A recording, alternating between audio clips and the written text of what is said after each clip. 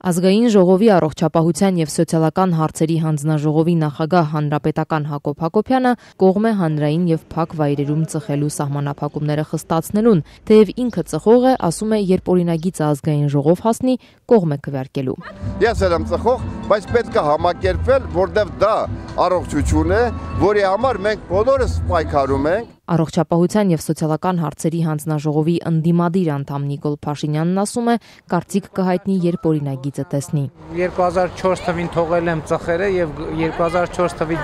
իջևորս ոչ մի գլանակ չեմ ծխել։ Կարծում եք այդ հենց ծխելու դեմ պայքարն է այն մոտիվացիան, որը բերում է այս օրինագիծը։ Գիտեք, օրենքի նախագծին դեռ ծանոթ չեմ, կծանոթանամ մանրամասները մոտպես։ Ազգային ժողովի փոխնախագահ Էդուարդ Շարմազանովը եւս չի ծխում, սակայն ասում է բազմաթիվ ծխող ընկերներ ունի եւ դեմ է միակողմանի կտրուկ որոշումների։ Ես ծխող չեմ, ես չեմ ծխում, բայց կամարկանց իրավունք տա, իհարկե առողջությանը վնաս է ծխելը, բայց ես կարծում եմ, որ իհարկե պետք է անհրաժեշտ որպեսզի մարդիկ քիչ ծխեն, ավելի առողջ ապրելակերպով ապրեն, բայց ես շատ ռադիկալ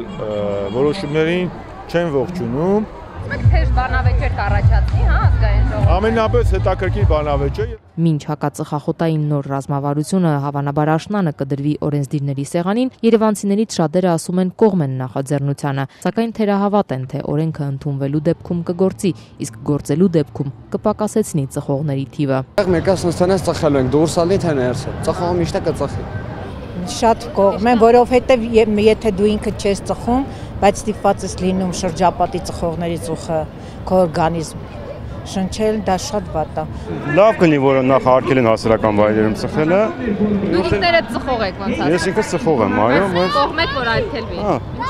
Որտեվ լինում է երեխեքի հետ, ընտանիքով լինում է, ցանկալի չէ, էլի, որ մի վայրում ծխեն։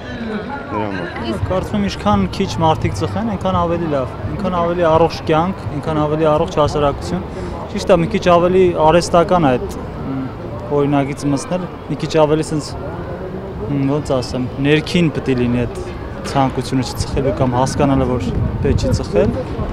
բայց դա էլի քայլ է, էլի ինչ որ պետական մակարդակում ինչ որ մոտեցում է։ Չէ, դա չի ստացվելու։ Միանշանակ չի ստացվելու, որովհետև այդպես բան չի եղել, չի լինելու։ Որ էսի բանակ չի, որ մեկ հավաքեն միտեղ, ասեն էսի ձեր կուրիլ կանա ծխեք։ Նամանան երբ որ լինում է կոֆե կամ ինչ որ խմելու բան հետը հաստատ չի լինում։ Ես ինքս չծխող եմ, բայց լավ գիտեմ, ծխողի ասենք այդ որ ասենք շատ դժվար է, որ իրենց ասես նման վայրերում մի ծխեք։ Շատ հիանալի որոշում է, որտեվ ես գտնում եմ, որ ոչ մեկ իրավունք չունի ինձ թունավորելու։ Ինձ թվում է հայի գրպանին է պետք կպնել։ Միշտ երբ որ կպնում ես հայի գրպանին, ցանկացած հարց լուծվում է միանգամից։ Եվ օրենք են սկսում հարգել, եւ միանգամից ամեն ինչ լինում անենց ոնց որ պետք է։ Դրական եմ վերաբերվում, լավ կլինի, որ այդպես լինի, բայց մի քիչ դժվար կլինի Հայաստանում։ Մարդիկ չեն հետևում օրենքներին, հա նույնիսկ մեքենաների մեջ են ծխում, որ չի թույլատրվում։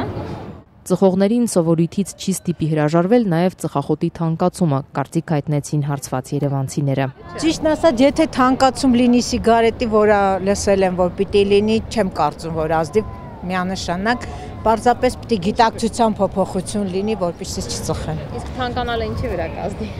Թանկանալը ընտանեկան բյուջեի վրա կազդի, որովհետև եթե ծխողը պիտի շարունակի ծխել, մեկը կծխի։ Ծխողը այսօր եթե 600 դրամ տալի սիգարետ առնում, հաստատ 1200-ն տալու առնելու է։ Միանշանակ իմ կարծիքով տենց։ Ինչի իման վրա, նույն թութունն է, նույն հողագործությունն է, ամեն ինչը նույնն է, ի՞նչ է փոխվում։ Ինչքան վատ բան կա թանկացնեն, մեկը ժողովուրդը ծխելու է ու խմելու է։ Չեմ կարծում, որ գինը էական նշանակություն ունի, հա։ Կոպիտ ասած խմող մարդը մեկը իր արաղի փողը ճարելու է, խմելու է, ծխող մարդը իր սիգարետի փողն է ճարելու, ծխելու է։